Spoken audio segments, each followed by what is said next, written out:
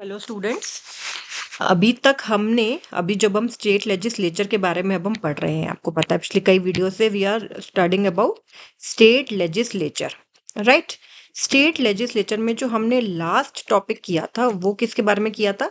जो legislative assembly है, state legislative assembly जो है उसमें स्पीकर और डेप्यूटी स्पीकर के बारे में हमने ये भी पढ़ चुके हैं हम कि कई कई स्टेट्स में, इन पर्टिकुलर 6 स्टेट्स में बाय कैमरल लेजिस्लेचर है। बाय कैमरल लेजिस्लेचर है। तो बाय कैमरल लेजिस्लेचर है मतलब कि उस स्टेट में बिसाइड्स स्टेट लेजिस्लेटिव असेंबली एक स्टेट लेजिस्लेटिव काउंसिल भी है। विधानसभा तो है ही है, साथ में एक विधान परिषद भी है। एक विधान परिषद भी है। अब हम वही देखेंगे कि विधान परिषद में यानी कि स्टेट लेजिस्लेटिव काउंसिल के जो प्रिसाइडिंग ऑफिसर्स हैं वो कौन होते हैं और उनके क्या रोल्स एंड फंक्शंस होते हैं।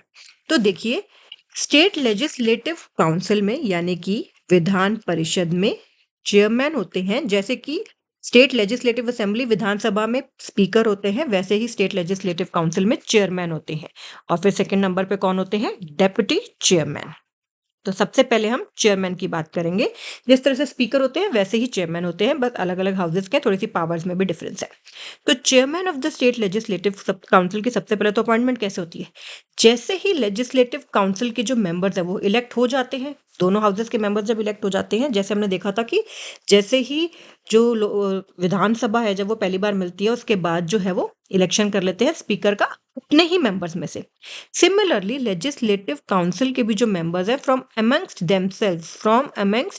देमसेल्व्स वो इलेक्ट कर लेते हैं किसको? चेयरमैन को। किसको इलेक्ट कर लेते हैं? अपने अपने सभी मेंबर्स में से वोट डाल के वो किसी एक को चेयरमैन इलेक्ट कर लेते हैं। जैसे ही ये काउंसिल ऑफ जनरल इलेक्शंस के बाद जब काउंसिल मीट करता है तभी ये इलेक्शन हो जाता है। और ऑब्वियस सी बात है, क्योंकि अगर उनकी क्वालिफिकेशंस क्या होगी? एक तो वही होनी चाहिए कि वो member of the state legislative council होने चाहिए, तभी तो बनेंगे। एंड दूसरी बात, कोई और ऑफिस ऑफ प्रॉफिट जो है वो अंडर द गवर्नमेंट होल्ड ना कर रहे हो। अब वो कब तक ऑफिस होल्ड करेंगे? या तो वो रिजाइन कर दें, ठीक है, तब तक, या फिर वो काउंसिल के मेंबर ही ना रहे किसी कारणवश। वो अगर मेंबर ऑफ द काउंसिल नहीं रहते तो भी माना जाएगा कि उन्होंने वो जो सीट है वो वेकेट कर दी है। या फिर अगर उनको काउंसिल हटा दे एक रेजोल्यूशन पास करके, अगर उनको काउंसिल हटा दे एक रेजोल्यूशन पास करके। लेकिन क्या वो रेजोल्यूशन पास करना इतना इजी होगा? नहीं। एक तो उसके लिए 14 डेज नोटिस जरूरी है, और उसके लिए जो मेजॉरिटी ऑफ द काउंसिल होता है, ठीक है, then present in voting and plus majority of the council members वो भी चाहिए होता है। एंड 14 डेज का नोटिस बहुत ही इंपॉर्टेंट है। अपना जब उनका रिमूवल मोशन खुद का चल रहा है तब वो प्रिसाइड नहीं करेंगे, जब उनका अपना जो चेयरमैन है उनका अपना जब रिमूवल मोशन जो है अंडर डिस्कशन है तब वो प्रिसाइड नहीं करेंगे हाउस के ऊपर। तब कौन करेगा? तब डेप्यूटी चेयरमैन जो है वो प्रिसाइड करते हैं। अगर ये बात बहुत इंपॉर्टेंट है कि अगर क्वेश्चन आता है कि अगर chairman of legislative council, state legislative council के चेयरमैन का रिमूवल मोशन जो है वो अंडर डिस्कशन है, तो who will preside over the state legislative council, who will preside over that house? कई ऑप्शन दे सकते हैं कि chairman, deputy chairman, speaker, deputy speaker. अगर ये 4 ऑप्शन दे दिया तो हमें पता है स्पीकर और डेप्यूटी स्पीकर का तो इसमें काम नहीं है, क्योंकि ये एमएलसी की बात हो रही है, ये एसएलसी की बात हो रही है, स्टेट लेजिस्लेटिव काउंसिल की। और क्योंकि चेयरमैन का खुद का रिमूवल मोशन है तो वो नहीं कर सकते, तो यहाँ पे कौन करेंगे? डेप्यूटी चेयरमैन जो है वो प्रिसाइड ओवर करेंगे ऐसे रिमूवल मोशन के ऊपर। तो ये बहुत ही इंपॉर्टेंट बात है। अब देखिए, powers and functions very similar हैं जैसे कि स्पीकर की होती थी। सबसे पहले तो एडमिनिस्ट्रेटिव एंड प्रोसीजरल पावर्स, ठीक है। जितनी भी मीटिंग्स होंगी काउंसिल की उसके ऊपर कौन प्रिसाइड करेंगे? उसके ऊपर चेयरमैन प्रिसाइड करेंगे, क्योंकि is a presiding officer. Discipline maintain करेंगे, डेकोरम मेंटेन करेंगे काउंसिल का, यानी कि जो हमारा हाउस है, जो दूसरा हाउस है स्टेट काउंसिल जो है लेजिस्लेटिव काउंसिल, उसका फाइनल अथॉरिटी है वो। जैसे हमने स्पीकर वाले टॉपिक में भी पढ़ा था कि रूल्स ऑफ प्रोसीजर क्या होंगे, लेजिस्लेटिव प्रैक्टिसेस, प्रेसिडेंट्स, ठीक है, order, question of order, point of order, इन सब के लिए फाइनल अथॉरिटी वही होंगे। जैसे हमने स्पीकर में पढ़ा था कि कॉन्स्टिट्यूशन के जो इंटरप्रेटर है, final interpreter with in the house, वो स्पीकर थे। इसी तरह से इनका भी है। फिर लेजिस्लेटिव पावर्स की बात करते हैं। लेजिस्लेटिव पावर्स में क्या आएगा? एजेंडा क्या है हाउस का, टाइम कितना दिया जाएगा डिबेट्स के लिए, क्लोजर ऑफ डिस्कशंस कैसे होगा, वही कहेंगे कि हाँ चलो भाई बहुत डिस्कशन हो गया, let us put the matter to vote, और फिर वो रिजल्ट अनाउंस करेंगे। क्योंकि बहुत बार ऐसा होता है कि प्रॉपर वोट हाँ यस और नो में बस हैंड रेज होते हैं, ठीक है, ये आवाज दी जाती है, उसी से डिसाइड हो जाता है। तो इट इज हिम ओनली और हर ओनली जो कि डिसाइड करेंगे कि क्या रिजल्ट है, इन फेवर है या अगेंस्ट है। फिर वो साइन करेंगे बिल को और ऑथेंटिकेट भी करेंगे। अगर तो मान लो उसी हाउस में मनी बिल तो यहाँ ओरिजिनेट नहीं हो सकता, मनी बिल तो हमेशा सभा में ही होगा, विधानसभा में ही ओरिजिनेट होगा। लेकिन और बिल्स जो है वो यहाँ भी ओरिजिनेट हो सकते हैं। तो अगर उन यहाँ ओरिजिनेट हुआ है तो ऑब्वियसली फिर उनको लेजिस्लेटिव असेंबली भेजना पड़ेगा, ठीक है। लेकिन अगर लेजिस्लेटिव असेंबली में हुआ था और उन्होंने फिर साइन कर दिया तो फिर गवर्नर के पास ही भेजेंगे, डिपेंडिंग ऑन कि किस तरह से। अगर यहाँ ओरिजिनेट हुआ तो लेजिस्लेटिव असेंबली को भेजेंगे ऑथेंटिकेट करके उस बिल को। और अगर लेजिस्लेटिव असेंबली से यहाँ आया था और उन्होंने फिर साइन करके फिर वो जो है ऑथेंटिकेट करके वो गवर्नर को भेजेंगे। और गवर्नर जब दोनों हाउस पास कर देता है गवर्नर के पास जाता है, तभी गवर्नर जो है वो उसकी उनके पास पावर होती है, जो हमने पहले पढ़ लिया कि क्या उनको करना है उस पर। अब डिसिप्लिनरी पावर्स की बात करते हैं। देखिए, एक तो किसी भी मेंबर को जो जिनका बिहेवियर बिल्कुल ही खराब हो, अनरूली बिहेवियर हो रहा हो, उस समय बिल्कुल ही हड़कंप मचा रखा उन्होंने हाउस में, काउंसिल में, तो उसको सस्पेंड कर सकते हैं, ठीक है। वो बहुत बार होता है, वार्न करते हैं मेंबर्स को कि मैं आपको एक वार्निंग दे रहे हैं, दो वार्निंग दे रहे हैं, और एक्सपेल भी कर देते हैं, ठीक है, कि नहीं भाई आप अटेंड नहीं कर सकते हैं जो sitting of the house. Financial powers में हमने बात कर ली है।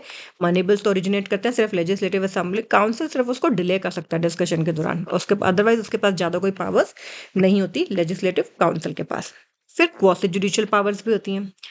डिसक्वालिफिकेशन जो है under 10th schedule, anti defection law 10th schedule में कौन डिसाइड करेगा, हम ये सेंट्रल केस में भी पढ़ चुके हैं, अभी भी पढ़ चुके हैं कि 10th शेड्यूल में जो होता है वो प्रिसाइडिंग ऑफिसर ही डिसाइड करते हैं, ठीक है। लेकिन बाद में डिसाइड हो गया था कि it is subject to judicial review by court, ताकि पता चले कि मेलाफाइड इंटेंशन तो नहीं है, तो it is subject to judicial review by court. तो यानी कि जो उनको अगर जब भी चेयरपर्सन को यानी कि चेयरमैन को या फिर स्पीकर को जब भी पावर एक्सरसाइज करनी है डिस्क्वालिफिकेशन वाली, तो वो बहुत ध्यान से करते हैं। क्यों ध्यान से करते हैं? क्योंकि उनको पता है it is subject to judicial review. तो अगर जुडिशियल रिव्यू हुआ और ये पाया गया कि भैया नहीं इन्होंने ठीक से नहीं किया है, उन्होंने गलत रीजंस की वजह से किसी को डिस्क्वालीफाई कर दिया है, तो ये उनका एक तरह से उनकी पावर पे क्वेश्चन है, उनकी उनकी इंटेग्रिटी पे क्वेश्चन हो जाता है। तो क्योंकि जुडिशियल रिव्यू के सब्जेक्ट है, तो जो ये पावर है ये बहुत केयरफुली ही एक्सरसाइज की जाती है। ये जुडिशियल रिव्यू होने से ये सारी चीज़ों का फ़ायदा होता है।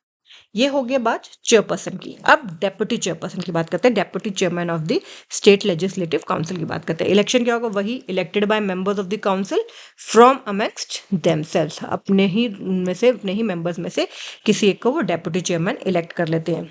कब तक कंटिन्यू करेंगे? या तो जब तक रेजिग्नेशन नहीं दे दें, या फिर किसी कारणवश वो लेजिस्लेटिव काउंसिल के मेंबर ना रहे, या फिर उनको काउंसिल ही रिमूव कर दे रेजोल्यूशन के द्वारा, जिसमें 14 डे नोटिस पीरियड दिया जाना जरूरी है। देखिए, वैसे इनके पास कोई पावर नहीं है, वैसे इनके पास कोई पावर नहीं है। पावर कब आती है इनके पास? जब वो चेयरपर्सन मान लो एब्सेंट है, ठीक है, बीमार है या वो लीव पे हैं, एब्सेंट है, तब ये प्रिसाइड करेंगे। अगर उस समय जो है इन सेशन है, जो वहाँ का जो स्टेट लेजिस्लेचर है इन सेशन है, तो कोई मीटिंग्स हो रही हैं तब, और चेयरमैन एब्सेंट है, तो ये प्रिसाइड करेंगे। और जब ये प्रिसाइड करते हैं ना, तो इनके पास सारी पावर, सारी इम्यूनिटीज होती हैं उन्हीं की जो चेयरमैन के पास होती है, ठीक है। ये exercise all powers of the chairman when presiding, तो सारी पावर्स हैं ये तब वो बेसिकली ऐसा नहीं है कि वो तो डेप्यूटी चेयरमैन है, नहीं, जब वो प्रिसाइड कर रहे हैं एज चेयरमैन तो उनके पास सारी पावर्स होती हैं चेयरमैन की। एंड एक बहुत इंपॉर्टेंट बात जो हमने पहले भी कर ली है कि चेयरमैन का अगर रिमूवल मोशन है, अगर चेयरमैन का रिमूवल मोशन है, तो प्रिसाइड ओवर कौन करते हैं? तो भी प्रिसाइड ओवर कौन करते हैं? डेप्यूटी चेयरमैन करते हैं। ये बहुत इंपॉर्टेंट बात है।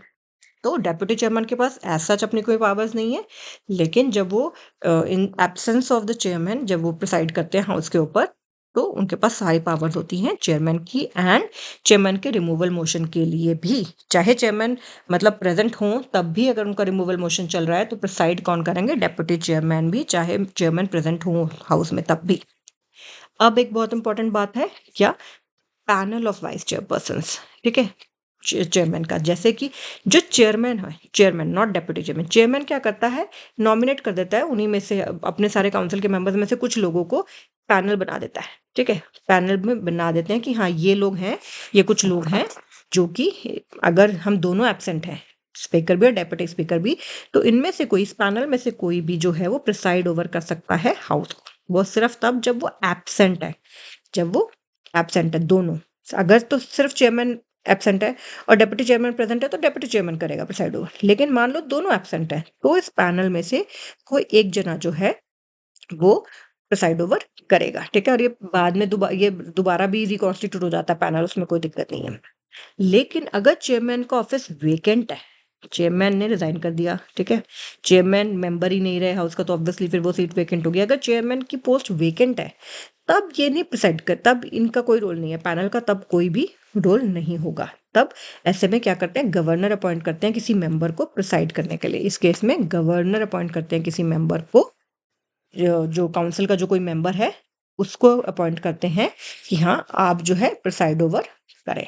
और जनरली फिर ऐसा जो पर्सन होता है फिर उसको इनिशियली जो है रिमूवल के लिए कुछ पावर्स नहीं दी जाती वोटिंग वगैरह की, लेकिन अदरवाइज जो है वो तब तक एक्ट करते हैं जब तक कि नए जो चेयरमैन है वो अपॉइंट नहीं हो जाते। अपॉइंट क्या मतलब, इलेक्टेड नहीं हो जाते by the council itself. Okay, so that is all about the chairman and deputy chairman of state legislative council. Okay.